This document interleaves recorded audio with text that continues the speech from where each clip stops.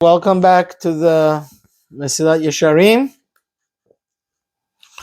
And today we're going to, God willing, finish chapter 16. We're up to Misha Oved Hashem Be'emet. Now,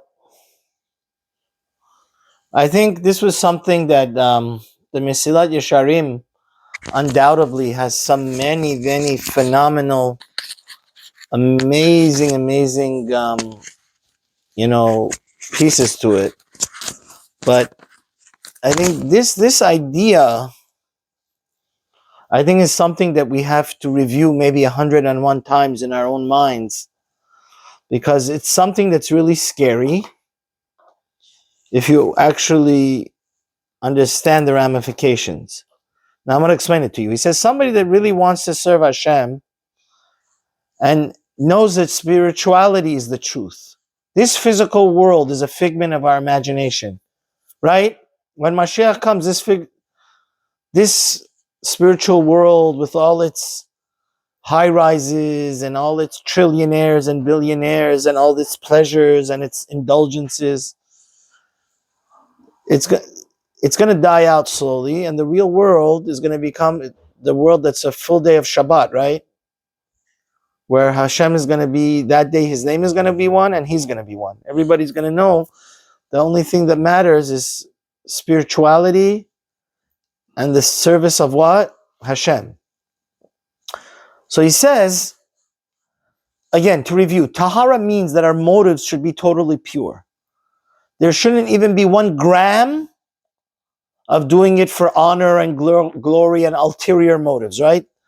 The only reason why we're serving Hashem is what? La'asot nachat ruach liyotzreinu v'la'asot ritzon boreinu. You know what that means? To make God happy and bring pleasure and nachat ruach to our Father in heaven. Now, exactly. So he says, in the end of the day, do you want your olam haba, your relationship with Hashem, to be pure gold, or do you want it to be unadulterated, or do you want to have some? He brings a mashal of, like, for example, have you ever bought a menorah, a real silver Kiddush cup, and then the bogus ones that are just silver plated? The bogus ones, after a while, what happens to them? You got to throw them in the garbage. The real ones that are unadulterated, are pure. They last forever. It's a heirloom from generation to generation. Now, once this world ends and we have no more tests, right? And the Satan gets shechted and Mashiach comes, right? And all our challenges and trials and tribunals end. Do you want all the mitzvahs that you did to have some unpure motives in it? To be second class, or do you want it to be pure silver, or pure 24 karat gold, right? He says if you really serve Hashem, you want it to be the most desirable and pure and 24 karat, you understand? Triple platinum. That's what the Mesilat is telling us. And I think this is a very important idea, because especially us Persian Jews, you look at their houses, you look at their cars, right? Listen, we're headed to another economic recession. These things are easy come, easy go. Do you know how many billions of dollars we had to live in Iran and just run for our lives from the Ayatollahs? But the thing that's everlasting, the only thing we take up from with us is like Moshe, right? Everybody went to take the gold. Where did Moshe go take? The bones of Yosef. Because that's the only thing the Midrash says you take with you to the world. The chesed you do, the kindness, the Torah, the mitzvahs. Now those, do you want them to be totally pure, the Ramchal is asking you? Or you want it to be silver plated, or do you want it to be what? Like the real deal. He says we don't want our service of Hashem to have ulterior motives. We want it to be totally pure. And that's what Chazal say in the Gemara and Shabbat, Samech Gimal. Kol ha'oseh mitzvah kema'amara. Whoever does a mitzvah in its most perfect, unadulterated, authentic, classic, lechatchila way, en mevaserin oto besurot ra'ot. Such a person will never get what? Bad news. V'chen amru zal, it says in the Gemara 62, Samech Bet Amud Aleph, Aseh dvarim l'shem po'alam v'daber l'mshua. Do the things for the sake of heaven and talk about Torah, not so people, right? Now, Rav Dessler, I just want to say something here. In Shani, are you listening to me? Rav Dessler says something, one of my friends told me, he was a big bucky in Michtav Meliyahu. He said, in defense of us, he says, nowadays, most of the Talmidei Chachamim are doing it for the sake, at least the Torah learning. Maybe giving tzedakah is more of a challenge for the philanthropist. Are they doing it for the plaque, or are they doing it for God, right? But I just want to let you know that anybody that learns the Nefesh HaChaim, when he talks about the importance of learning Torah, the crown of Torah has fallen into the mud. There used to be a time where there was such an overwhelming and awesome amount of Kavod Torah. People used to respect their Torah leaders and Torah giants and a Talmud Chacham, and in such an outstanding and wonderful way that at those times, maybe people that were learning could do it for the honor, But nowadays, they're made fun of and ridiculed, especially right after the war. You know that. After the destruction of all the yeshivas in Europe. So Baruch Hashem, we always want to talk positive, right? Baruch Hashem, we have the positive podcast. I have a positive podcast. Baruch Hashem, hundreds of people are listening to it, a few hundred people. So I just wanted to bring that idea that even though we are going very, very high bar here with the Yesharim, and he's saying, but sometimes it's good to bring a new aspect that Rav Dessler is just saying that you said you should know. In a way, it's a double-edged sword. Kavod Torah has gotten so to the beyond the basement level, It's gone to the gutter that that Baruch Hashem, we can be proud and we can be sure that a lot of people that are learning Torah in our day and age are doing it only for the sake of what? For the sake of God. Now, so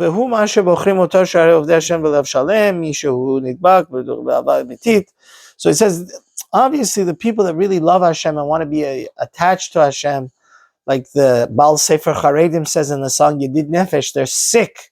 Their love of Hashem, the fact that the Shekhinah is in Galut, it makes them sick. The fact that they can't hug their Father in heaven and the Shekhinah is in Galus and we're in Hester Panim, right? God is hiding his face.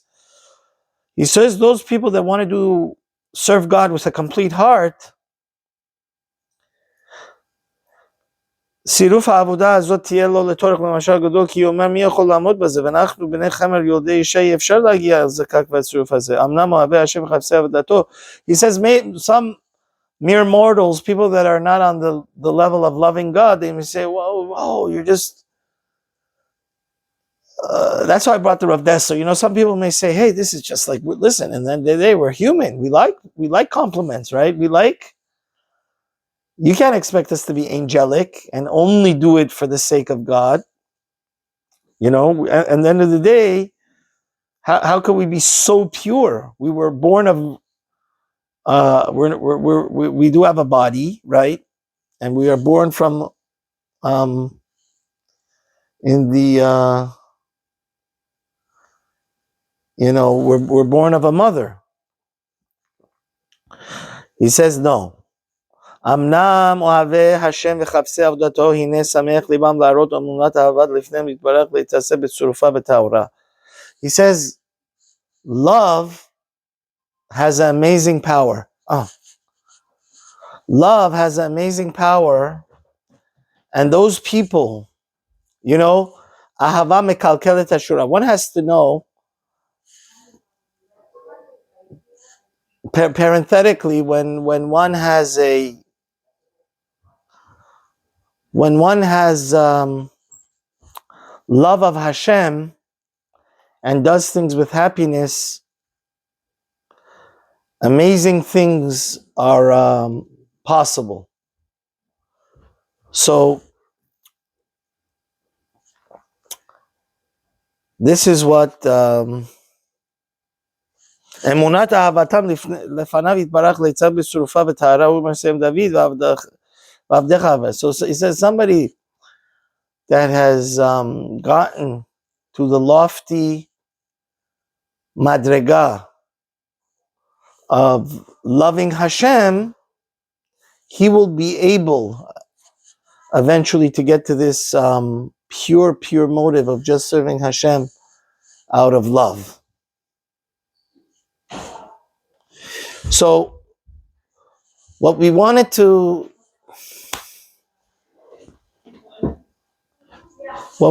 say is that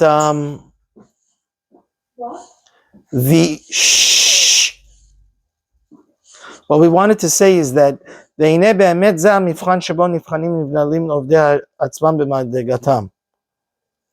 that this is what separates the men from the boys. What, for lack of a better mashal, what goes on over here is that, certain people, their level of tzaddik is like a general. Some of them are like a major, some of them are like a sergeant, right? How great of a tzaddik they are, the Ramchal is saying, is how pure their heart and motives are. How much are they just doing out of love Hashem, not for artillery motives of fame, and right? Kimi sheyodea letar libo yoter hu nikrav yoter ahul yoter etzo yitbarach. Oh wow! So this is something very important.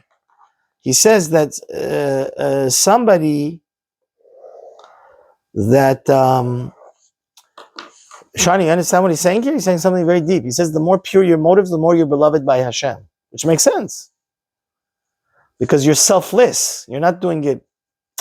And it's sad. I just wanted to say, as a side note, there's a very important story from the Chazon Ish. One great Rosh Hashiva, it wasn't the Panovich Rav, but there was a very, very talented Rosh Hashiva towards the end of the life of the Chazon Ish. He was starting up. He was very, very like an all-star. And he was young, but he was starting a very, very great yeshiva. Which yeshiva this is, I don't know. But he was starting in Israel, and Chazon Ish was happy to come test the boys and see it. But the Chazon Ish felt, as unfortunately, makes me cry a little bit inside. I see from a few of the different organizations that I have observed, the Chazon Ish felt that the Rosh Hashiva was so happy and excited because he took the Chazon Ish to the Ezra Slashim, to the second floor, and he said, look, within a matter of like a year and a half, I have like a few hundred people learning, and look how intense their learning is. But I think the Chazon Ish felt that he was a bit too much into strictly his brand of yeshiva, So the Chazon Ish, so I'll tell you, so what did the Chazon Ish tell him? The Chazon Ish told him, listen, what you did here is great, and you're an all-star, right? But he says this is what the Mesilat Yesharim is saying here. He's saying, but you've hit the pinnacle of being the greatest servant of Hashem, right? When there's yeshiva across the street, you go to the second floor and you have the same nachas. You have the same pleasure, right? You understand? And this is something I just wanted to say, that the greatest gedolim, there could be a Rosh Hashiva that knows as much Torah as Rav Chaim and Rav Ovadia combined, and he could be a great mefalfel. But in the end of the day, he's not going to be on the tier one of gedolim, of the leaders of Klal Yisrael. Because a gadol, a great Jewish leader, means the more people you care about, this is the idea I'm trying to tell you. The more people you care about, so some people could care about his own family. Okay, that's good. The more selfless you are. Yeah, the more people you care about, the greater Jewish leader you are. And I'm just trying to say this is the second side of this coin. That the more you do something for the sake of Hashem, not for my sake, oh, this is my yeshiva and I want my name to become famous and I want my Slabatka style yeshiva or my Chavetz Chaim or my Ner Yisrael or my, right? The more that one is altruistic, right? Totally just for the sake of Hashem, the Ramchal is telling us a very deep secret. He says Hashem loves that tzaddik more. Because he's just doing, right? Because Hashem is our shadow. So if you're just doing it purely for Hashem, right? You've totally become that 24 karat gold. That there's you don't want to show off, right? And it says in the Divrei Yamim, because Hashem knows our thoughts and Hashem could gauge our hearts. And it says in the end of the day, in the Gemara, this is why I would probably say the Mesilat Yesharim is the most important Musar Sefer, but right near there is the Chovas HaLavavos, that Hashem should help us to learn with each other also, because it has Shara Bechina and Shara Bitachon. And in the end of the day, you have to know Hashem, it's great to have a great long beard and, shuckle back and forth. But in the end of the day, what's the most meaningful thing to Hashem? Our motives, our hearts. Why are we doing it? Doesn't mean just because, just to bring out the Nefesh HaChaim of it, doesn't mean just because we are doing it, if we don't have the fire within, we shouldn't do the mitzvah. It still has we still have to keep ourselves on track. What? It still has a value. The Rav Chaim Volozhiner talks about that extensively in Nefesh HaChaim. But everybody will agree, both Hasidim, Ashkenazim, Sfardim, Misnagdim, whatever you want to call, that in the end of the day, the fact is, if you look in, especially the 5th book of Torah, Hashem wants our heart, and our entire heart. So he says, of course, it's not enough just the action. And a great Rabbi Dweck, said a beautiful mashal on this. He said the envelope mashal. He said the relationship between the action of the mitzvah and the motive of the mitzvah, the heart of the mitzvah, is like an envelope. Remember in the old days there wasn't email? So people would send a letter. So what's the main thing of the letter? What's written inside, right?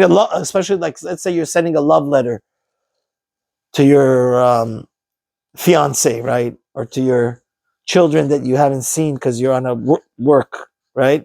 This is before the telephone. Yes, there was a time there was no email and telephone. People would communicate through what? Telegram. No, letters before that. So if you put the action is like the stamp. Is the postman going to deliver the letter without the stamp? But what's the main part of it? The letter. So that's the same thing. You understand? In the end of the day, I think that I love that mashal. It just resonated with me. You understand? In the end of the day, of course, we have to put on the tefillin. We have to do the 316 commandments. Unfortunately, 70% of them we're not able to do because we don't have the Beis HaMikdash. But in the end of the day, the most important part is the motive. And the purer the motive, the more beloved are we in front of Hashem. It says, and the king of the body is the heart.